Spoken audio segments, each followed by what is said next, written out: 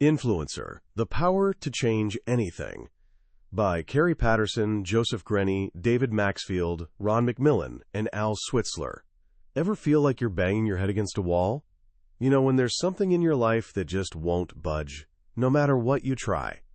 Maybe it's a habit you can't kick, a relationship that's stuck in the same frustrating loop, or a problem at work that keeps showing up like an unwanted guest. You've tried talking about it, pushing harder, maybe even pretending it doesn't exist. But there it is, still stubbornly refusing to change. Here's where most of us end up. We throw our hands in the air and decide, well, that's just how it is. We convince ourselves that some things simply can't be changed. We start looking for peace by accepting our limitations, instead of pushing past them. But what if the difference between what you can change and what you can't isn't about having more courage or grinding through with sheer willpower? What if it's actually about having the right skills? That's exactly what Influencer: The Power to Change Anything is all about. The same team that wrote the hit book Crucial Conversations went on a fascinating detective mission around the world, tracking down people who've pulled off changes that seemed downright impossible. We're talking about people who've wiped out diseases, turned violent criminals into successful citizens, stopped deadly epidemics in their tracks, and rescued failing companies from the brink of disaster. Here's the kicker: these aren't superheroes with special powers. They're regular people who cracked the code on something extraordinary, the science of influence. They figured out that even the hairiest, most stubborn problems usually come down to changing just a handful of specific human behaviors. And they've developed a reliable playbook for making that change happen, not through lucky breaks or natural charisma, but through strategies anyone can learn and use. In the time we'll spend together, I'm going to walk you through what these master changemakers discovered. Forget the idea that a good pep talk or clever argument is enough to change anything important. We're going deeper than that. By the time we're done, you'll understand the framework these people use, a powerful model built on 6 distinct sources of influence. You'll see why pumping someone up with motivation often falls flat if you don't also give them the tools they need. You'll learn how to spot those few critical actions, the vital behaviors that unlock massive change, and how to tap into forces you might never have thought about, from what your friends think to how your physical space is set up. This isn't about tricking people or pushing them around. It's about understanding the powerful currents that drive human behavior and learning to work with them instead of fighting against them. The goal? Creating positive, lasting change in your own life, your relationships, and maybe even rippling out to touch the wider world. So get comfortable, stay curious, and let's dive into the power to change anything. Let me tell you about something that sounds too wild to be true. Picture yourself in San Francisco, pulling up to what looks like a really nice apartment complex. It runs several thriving businesses: restaurants, moving companies, auto repair shops. Nothing unusual, right? Except the people living and working here have backgrounds that would make most of us nervous. The founder, Dr. Mimi Silbert, doesn't sugarcoat it. Thieves, prostitutes, robbers, and murderers. Many are third-generation gang members, with rap sheets full of felonies, years spent on the streets, and lifelong struggles with addiction. Now here's where it gets mind-blowing. Delancey Street Foundation has no therapists on staff besides Dr. Silbert herself. No professional counselors. No government grants funding it. No guards watching over anyone. Yet over 3 decades, it has taken in 14,000 people with these incredibly challenging backgrounds, and more than 90% of those who complete the program never go back to drugs or crime. They get degrees, they become professionals, they completely remake their lives. So what's happening here? Dr. Silbert isn't working miracles. She's mastering the principles of influence we're about to explore. Her success shines a light on where most of us stumble when we try to create change. We fall into what the authors call the serenity trap. We try something once or twice, it doesn't work, and we quickly conclude, well, I guess that's just impossible. We start seeking peace by accepting the situation, when maybe we just haven't learned the right approach yet. The world is packed with problems, from personal struggles to massive global crises, that someone, somewhere, has actually solved by refusing to give up and instead learning how to make a real difference. The authors make a compelling case. Most problems we face aren't actually impossible. They just require getting people to behave differently. And yeah, changing human behavior is tough, but it's not some mystical art. It's a science that's been developed over decades by researchers and practitioners who've gotten really good at it. Whether we realize it or not, we're all influencers every single day, constantly trying to shape behavior in ourselves and others. The problem: most of us are working with a really limited toolbox, usually just trying to say the right things persuasively enough. We think the perfect words, delivered with enough passion, should do the trick. But honestly, when was the last time a lecture actually changed someone's deep habit? How often does nagging someone stop them from scarfing down that burger? Almost never. Real influence takes a lot more. The authors studied these influence masters from around the world. People like Dr. Silbert, people who stopped epidemics, wiped out diseases, turned companies around, and discovered they all shared a common approach. And it starts not with how to influence, but what to influence. This gets us to the first game-changing insight: find vital behaviors. Most huge, complicated-looking problems actually hinge on just a few high-impact actions. Change those few vital behaviors, and the whole problem can start to unravel. Think about Dr. Wiwat Rojanapithiakorn in Thailand during the terrifying explosion of the AIDS epidemic in the late 80s and early 90s. The initial efforts tried the obvious approach: posters everywhere, celebrity PSAs, education sessions, basically telling people about the danger. Makes sense, right? Fight ignorance with information.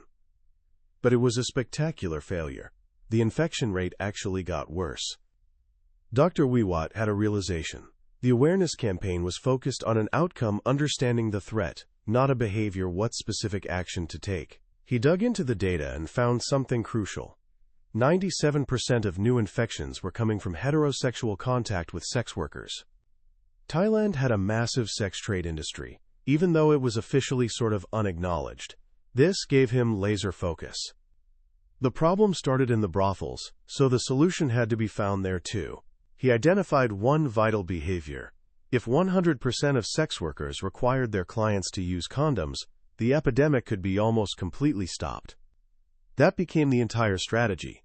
Not vague awareness, but one specific measurable action.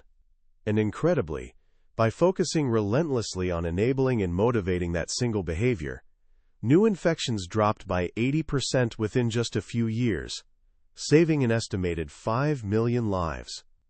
Notice how powerful that is. It wasn't about changing everything under the sun. It was about finding the few things that mattered most. Dr. Silbert at Delancey Street discovered the same principle. Working with ex-cons who lacked almost every life skill you can imagine, she knew trying to fix 20 things at once was a recipe for failure. She zeroed in on just 2 vital behaviors to break what she calls the code of the street, which is basically only care about yourself, never rat on anyone. First vital behavior: require each person to take responsibility for someone else's success. Second, demand that everyone confronts everyone else about every single rule violation. By focusing all her influence efforts on just these 2 actions, a whole cascade of positive changes in values, attitudes, and outcomes followed naturally. So how do you actually find these vital behaviors? The authors suggest several methods. Study the best. Look for solid research that scientifically compares top performers with average ones to identify the specific actions that make the difference, like Dr. Ethna Reed did with teachers. Don't just rely on people's stories or brainstorming sessions. Look for positive deviance. Find people or situations where the problem should exist but mysteriously doesn't. Then figure out what unique behaviors they're using. This is what Dr. Donald Hopkins and his team at the Carter Center did when tackling guinea worm disease in Africa. They found villages without the disease sitting right next to heavily infected ones and discovered simple, local solutions, like filtering water through cloth from skirts. Identify recovery behaviors. People will mess up. That's guaranteed. What vital behaviors help them bounce back quickly instead of spiraling downward? For guinea worm, It was neighbors speaking up if someone got infected and making sure that person stayed away from the water source. For someone trying to diet, like the author's example Henry, it might be learning not to see one slip-up as total failure, but as useful information for adjusting course. Test your conclusions, especially with positive deviance, where you're observing and drawing conclusions. You need to test whether the behaviors you identified actually cause the results you want. Teach them to other people and see if things improve. Run little experiments. Alright, so you've identified your vital behaviors. Now comes the part everyone thinks influence is really about: changing minds. Before people change their behavior, they have to want to. They need to believe the new behavior is both worthwhile and actually possible for them to pull off. The legendary psychologist Albert Bandura, whose work forms the foundation of much of influence theory, showed us why simply telling people to change their minds rarely works for tough problems. Think about his famous snake phobia studies. People had paralyzing, irrational fears of snakes. Would a lecture about snake safety cure them? Of course not. They needed to change their deep-seated belief that snakes equal danger. Bandura discovered the most powerful mind changer is personal experience. Actually touching the snake and seeing nothing bad happen was the ultimate cure. But you can't always force personal experience on people. So what's the next best thing? Vicarious experience. Watching someone else do it safely. Bandura had people with phobias watch a therapist handle the snake, step by step, gradually reducing their fear until they could try it themselves. This cured lifelong phobias in just hours. This tells us something crucial. For resistant problems, ditch the lectures and debates. Instead, find ways to give people direct experience, or create powerful vicarious experiences. This is where stories become incredibly powerful. Remember Miguel Sabido's soap operas in Mexico? His show, Ven Conmigo, didn't lecture viewers about literacy. It told compelling stories of characters struggling with illiteracy, and then finding empowerment through adult education programs shown right in the storyline. The result? 250,000 people flooded the streets seeking those literacy booklets. Why? The story created a vicarious experience. Viewers felt what the characters felt, struggled alongside them, and celebrated their triumphs. Well-told stories work better than logical arguments because they improve understanding. They provide concrete details and context that abstract arguments completely lack. Words can be easily misunderstood, but stories create shared mental pictures. Increase belief. When we hear a good story, we often suspend our skepticism and transport ourselves into the narrative, bypassing our usual defenses. Stories about real people can feel way more credible than dry statistics. Motivate action. Stories engage our emotions. We don't just understand what the characters are going through, we empathize with them, thanks to things like mirror neurons in our brains that fire as if we were experiencing it ourselves. This emotional connection fuels the desire to actually do something. But watch out. To be effective, stories need to be complete. The Scared Straight program failed because it only showed kids how awful prison was. It didn't convince them their current actions would actually land them there. Stories also need to offer hope and a clear path forward, not just fear. Showing people pictures of rotting gums didn't make them floss more unless they were also shown how to effectively care for their teeth. And sometimes a story is just the first step to invite someone into a personal experience. Dr. Don Berwick uses the heartbreaking story of Josie King, a little girl who died in a top hospital from dehydration, despite her mother's desperate pleas, not just to make hospital leaders feel bad, but to prompt them to investigate preventable deaths in their own facilities. That personal detective work transforms abstract statistics into human tragedy and really fuels change.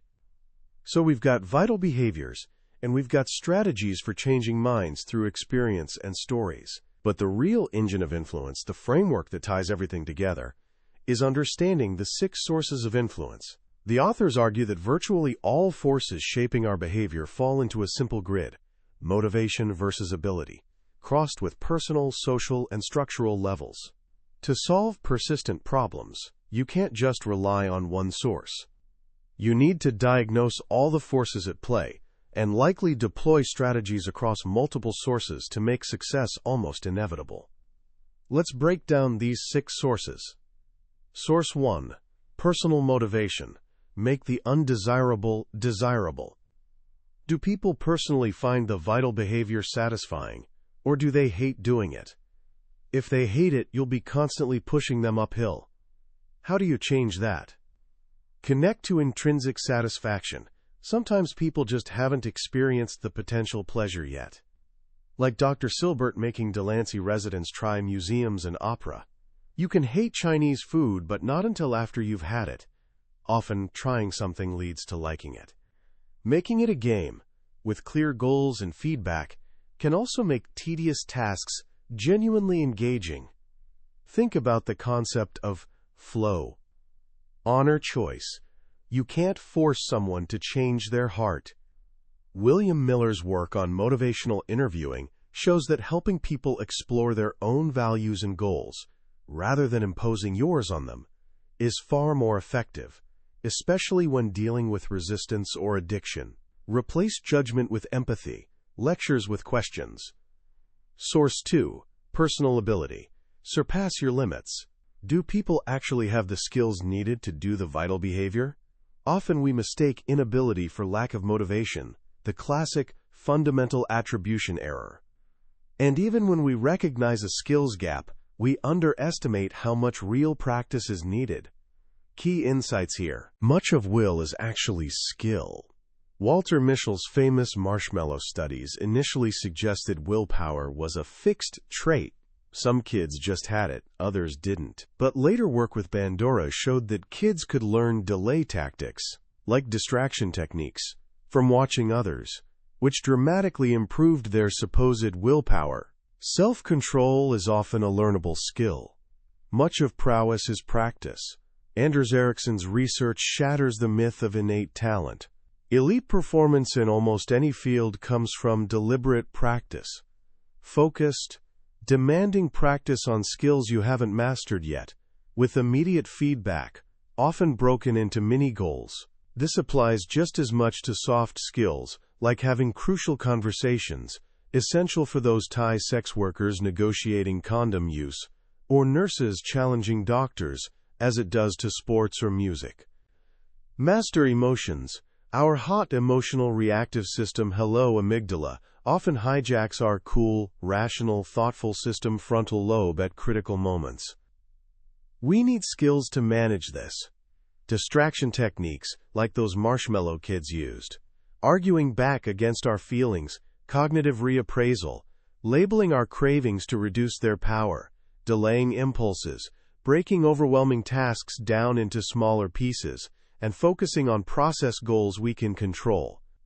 Source 3. Social motivation. Harness peer pressure. Do other people encourage the right behaviors or actively discourage them? This force is incredibly powerful. Stanley Milgram's shocking obedience experiments showed people would administer what they believed were lethal electric shocks, just because an authority figure in a lab coat told them to. But he also found that the presence of just one other person defying the authority figure caused obedience to drop dramatically. Key strategies. Engage formal leaders, bosses, parents, teachers. Their approval or disapproval carries immense weight. Find and partner with opinion leaders. Everett Rogers. Research on how innovation spread showed that most people, the majority, won't adopt a new idea until respected and well-connected peers, the opinion leaders, do it first. Don't waste time on the innovators, those quirky early adopters nobody really listens to. Focus on finding and enlisting the trusted influencers. Dr. Hopkins used village chiefs and respected locals for guinea worm efforts. Mao used, quote, barefoot doctors. You need to identify, genuinely listen to, and partner with these key people. Become an opinion leader yourself. Build your knowledge and trustworthiness in your area, and stay connected to people. Attack negative norms. Sometimes the problem is a widespread, unspoken agreement to do the wrong thing, like the Project Chicken game where everyone lies about deadlines, or people stay silent about problems like low productivity or hospital safety violations. You need to make the undiscussable discussable, often using stories or hard data, to break the conspiracy of silence. Create a supportive culture.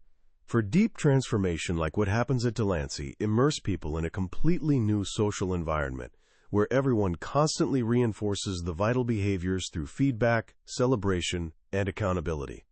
Source 4. Social ability. Find strength in numbers. Do other people provide the help, information, or resources needed to make the vital behavior easier? This is about social capital. Muhammad Yunus built Grameen Bank's incredible success on this principle. He didn't just hand out loans. He required borrowers to form small groups, where they worked together to create business plans and, crucially, co-signed for each other's loans. This tapped into the wisdom of crowds and mutual support. When do you need social ability? When others are part of the problem. If peers, bosses, or family members are currently making the right behavior harder, like colleagues encouraging that Project Chicken game or neighbors turning a blind eye to spousal abuse, you need to flip them into enablers. Garth Jaffet's Soul City used TV drama to show neighbors how they could safely intervene in domestic violence by banging pots and pans, turning bystanders into allies. Interdependence. When success requires coordinated action like just-in-time manufacturing, people need the skills and trust to collaborate effectively. Novelty and risk. When facing new or risky challenges, multiple perspectives and mutual support become essential, like brainstorming sessions or Delancey residents mentoring each other through high-stakes job situations. Blind spots. We often can't see our own mistakes.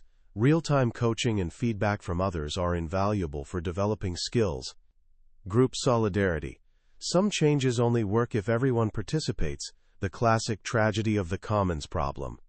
Dr. Wiwatt's 100% condom policy required all sex workers and all brothels to comply, or clients would just go to the places that didn't enforce it.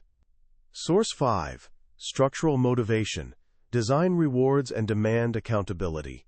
Do things, like salaries, bonuses, or performance reviews, encourage the right behaviors or inadvertently reward the wrong ones. This territory is tricky. Key principles. Use extrinsic rewards. Third, always try tapping into personal and social motivation first. Over-relying on external rewards, especially for tasks people already enjoy, can actually backfire. This is the over-justification hypothesis. Kids who got paid to play with a toy ended up playing with it less once the reward stopped. Use incentives wisely. When you do use them, make them small, immediate, gratifying, and clearly tied to the vital behavior itself, not just distant outcomes. Even small rewards, vouchers for cocaine addicts who stay clean, Starbucks cards for doctors who wash their hands, gold stars for Grameen bankers, can work powerfully if other motivations are already aligned. Often it's the symbolic value, not the actual cash, that matters. Reward vital behaviors, not just results. Rewarding only outcomes can accidentally incentivize cheating or cutting corners, like that factory producing record numbers of units, by sacrificing quality. Reward the process and effort that lead to good results, like the Japanese Kaizen example, where they rewarded the simple suggestion about saving tea. Watch for misaligned incentives. Are you rewarding thing A while secretly hoping for thing B? Like rewarding Vietnam soldiers for completing their tour of duty, not for mission success, which led to risk avoidance. Or are you unintentionally enabling bad behavior, like giving money to an addicted family member? Use punishments sparingly. It often causes unintended negative effects, like rebellion, damaged relationships, or learned helplessness. When necessary, provide clear warnings first, like that North Carolina crime program that showed drug dealers the mountain of evidence against them before prosecuting. When punishment is used for clear violations of core values, like firing someone for racist jokes, it does send a powerful message. Source 6. Structural ability. Change the environment. Do things in the physical world make the vital behavior easier or harder to do? This is often the most overlooked but incredibly powerful source, partly because we're what the authors call environmentally incompetent. We just don't notice how much our surroundings shape us. Think of William White's brilliant solution to restaurant chaos. The simple order spindle eliminated the need for confrontational shouting matches between stressed waitstaff and cooks. Strategies include: make the invisible visible. Use cues to bring unconscious behaviors or important data into awareness. Brian Wansink showed people ate less stale popcorn from smaller buckets, fewer chips if every 10th one was colored differently, and less soup from bowls that secretly refilled so they never looked empty. Emory Air Freight got shipping containers properly filled by adding a simple "fill to here" line. Hospitals reduced expensive glove waste by posting prices and improved hand hygiene by showing doctors petri dishes with photographs of bacteria grown from their own unwashed hands. Managing the data stream matters. Ensure people see timely, relevant information that supports vital behaviors, like Hopkins showing national leaders the true scale of guinea worm infections. Leverage propinquity, distance and space. Physical closeness breeds interaction, collaboration, and even liking. Distance breeds mistrust and silos. Delancey forces former rivals into close proximity as roommates and teammates. The decline of the family dinner table removes crucial interaction time. Smart companies co-locate teams or create common gathering areas, like HP's strategic break rooms, to foster collaboration. Eunice insisted borrowers meet regularly in dedicated spaces. Make it easy or harder. Use tools, processes, or the environment to make the right behavior the path of least resistance, and make the wrong behavior more difficult. The Carter Center developed better, durable cloth filters and drilled wells to make getting clean water easier than walking to contaminated ponds. Delancey makes getting drugs much harder by completely removing residents from their old environment. Wansink showed how smaller plates, opaque candy jars placed further away, and home exercise equipment positioned conveniently all quietly influence behavior. Hospitals use color-coded medication bottles to reduce errors. Stores strategically move treats to easier-to-reach shelves. Make it unavoidable. Use structure, routines, checklists, or automated systems to eliminate the possibility of doing the wrong thing. Think pilot checklists, fast food ordering systems, scheduled mandatory meetings, or Delancey's required games ritual for confronting issues head-on. The core message running through all of this: don't just pick your favorite strategy and hope for the best. Carefully diagnose all the forces currently enabling the unwanted behavior. Then build a comprehensive strategy that addresses multiple sources, likely all 6 of them, to motivate and enable those new vital behaviors. That's how you move from hoping and wishing for change to actually making change inevitable. Phew, that was quite a journey, wasn't it? We've traveled from the streets of San Francisco to remote villages in Africa and Asia, from psychology labs to bustling restaurants and corporate boardrooms. And through all these stories, Influencer delivers a message that manages to be both profoundly optimistic and deeply practical at the same time. What really strikes me about this book is how completely it shifts our perspective on change itself. It takes these massive, overwhelming problems: addiction, poverty, disease, organizational dysfunction, problems that make us feel tiny and powerless, and it breaks them down into manageable pieces. It shows us that beneath all that complexity often lie just a few critical behaviors. And more importantly, it hands us a map, those 6 sources of influence, a systematic way to understand why people do what they do, and a practical toolkit to help them and ourselves do things differently. It moves us away from the easy habit of blaming individuals, assuming they just lack willpower or character, and towards examining the entire system of forces surrounding them. Are they motivated personally, socially, structurally? Do they have the personal skills they need, the social support, the environmental setup that makes success easier? Simply asking these questions changes everything. It turns frustration into diagnosis, and wild guesswork into thoughtful strategy. For anyone feeling stuck right now, whether you're trying to adopt a healthier lifestyle, improve a difficult relationship, lead a team more effectively, or tackle some community issue, this framework is genuinely empowering. It suggests that influence isn't some mystical art reserved for naturally charismatic leaders. It's a science and a set of skills that anyone can learn and put to use. So how can you start using this right away? Let me suggest just a couple of simple steps. Pick one thing. Think about one persistent problem in your own life where you feel stuck.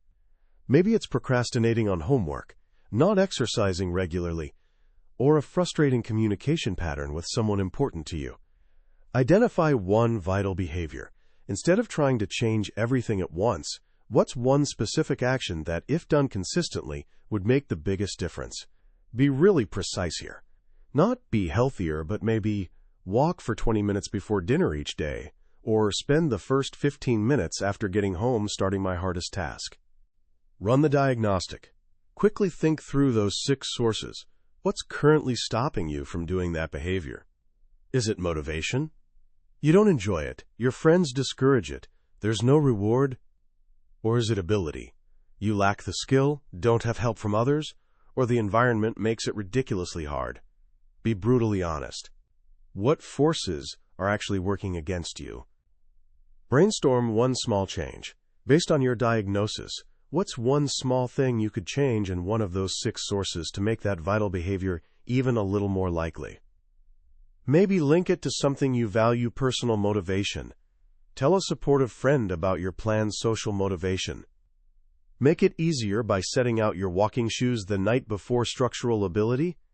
Don't try to boil the ocean here. Just start small, experiment, and learn from what happens. Because the real power of this book isn't just in understanding the theory. It's in realizing that you can become an agent of change in your own life. You don't have to stay stuck. You don't have to just accept things exactly as they are. By understanding and thoughtfully applying these principles, you truly gain the potential, step by step, to change almost anything. That was a glimpse into Influencer: The Power to Change Anything by Kerry Patterson and his colleagues. We've covered the core ideas today: finding vital behaviors, changing minds through experience, and leveraging those 6 powerful sources of influence. But honestly, a summary like this is just scratching the surface. The real depth, the truly transformative power, comes from diving into the stories and detailed strategies within the book itself.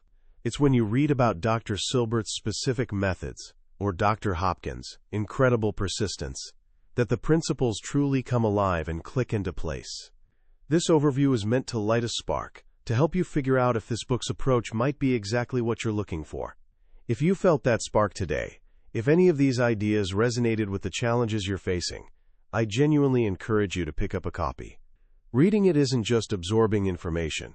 It's equipping yourself with a powerful new lens to see the world differently, and a practical toolkit to start actively shaping it. You can find a link to the book in the description below. Also, if this summary helped you or gave you something valuable to think about, please give it a thumbs up and consider subscribing to the channel. We explore incredible books like this regularly, aiming to unpack the wisdom that can help us all lead more effective and fulfilling lives. Let's keep learning and growing together on this journey.